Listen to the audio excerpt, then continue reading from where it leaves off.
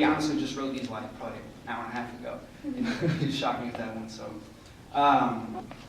okay. So mine's called Man Up. I just found this out that 1 out of 3 children in America, that's 24 million, live in a home with an absent father. And in my opinion, even the ones who are there aren't living up to expectations. So it's called Man Up. So at about age 12, I started listening to hip hop. It wasn't hardcore, but it wasn't Macklemore Thrift Shop. Nelly to T.I. to Drake to Wayne, these were the cats at the top of the game. I love the beats, the swag, and the flow, getting hyped before a game, catching a show. But little did I know that my life was being poured into. My mind filled up with stuff like how to treat a woman, or to be a man, speak up.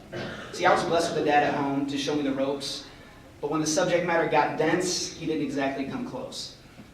So where should I turn for wisdom, for knowledge? These are the thoughts in my head as I get ready to go to college. The more that I listened, the more their fame listened. Their words became my authority. Before I knew it, their lyrics were my story. To put it nicely, I was told to disregard females and inquire currency. No matter the cost, this is masculinity. Diving into drugs, hooking up with women. Yes, I thought, this is living. Or at least that's what I was told.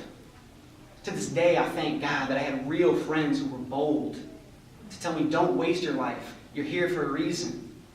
Because in reality, I was building up walls with drugs and alcohol, having sex, popping X, tipping bottles back with a pile of excuses right next to my bottle caps. I thought I was living the good life. I thought I had my priorities in check. I'm looking back now, my life was a wreck. Because what you cling to leads you, and that feeling always flees you.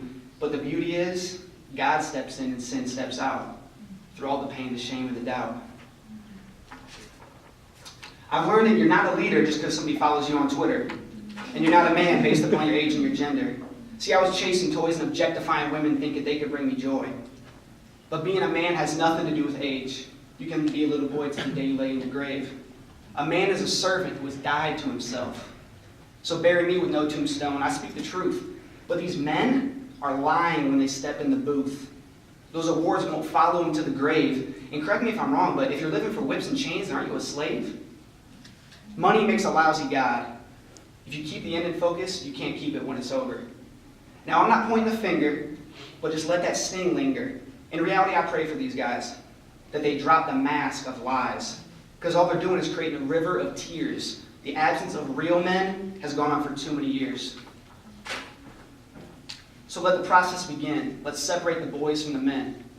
It doesn't matter how you started, it's about how you end. But I guess with something so intangible, how do I measure? I gotta stop moving my mandible and get my thoughts together.